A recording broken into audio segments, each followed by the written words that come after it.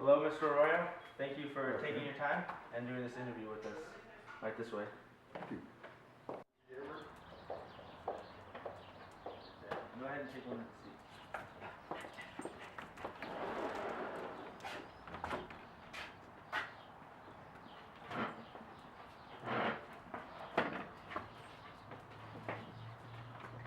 Please excuse the dog. He might be coming in and out. No problem.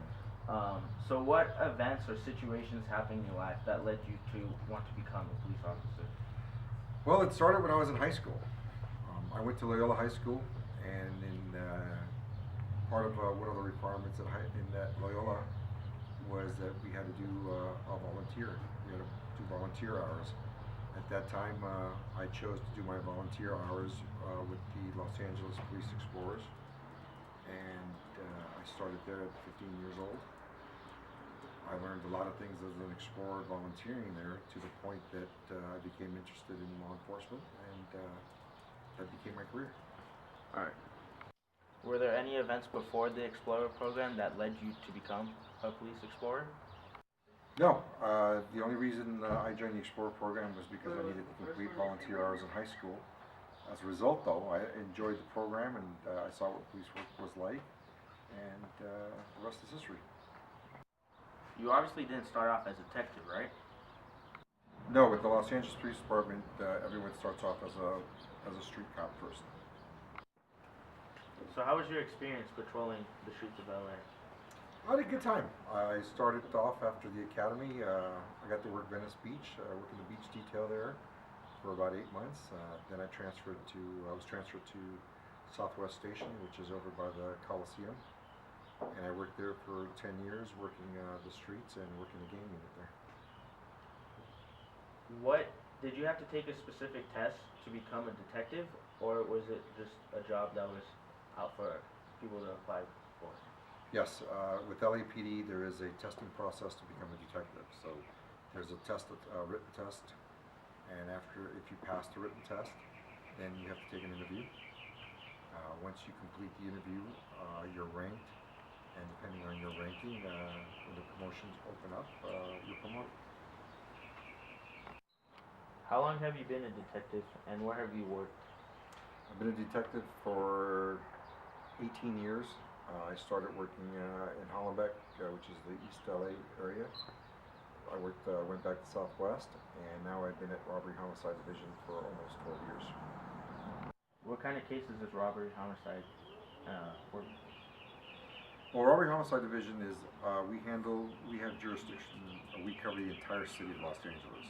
It's a specialized division, and basically there are certain cases that we do handle automatically. Those cases include, well, first of all, our section is divided into several.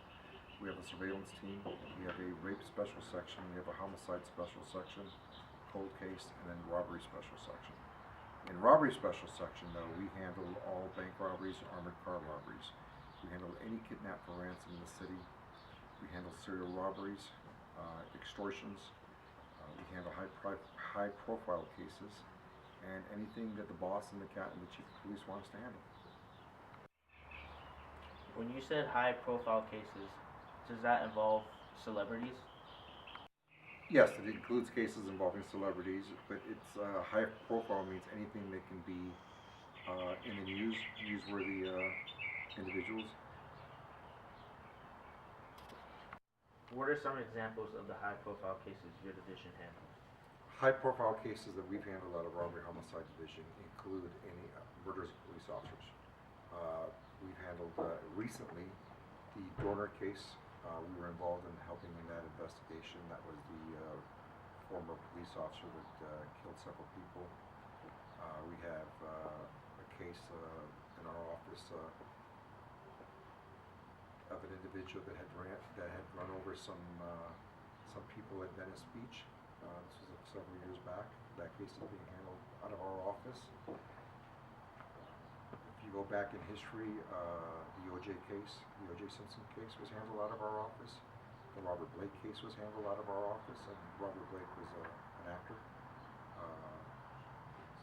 N.S. Cosby case came out of Robbery Homicide Division. So, you know, those cases and cases involving celebrities who are victims of extortions and things like that too. Have you considered moving up in ranks and cut that? Okay. Have you considered moving up in ranks? I have considered it, but I have no desire to promote. I am happy where I'm at. I think I have the best job in the world, and I enjoy what I do.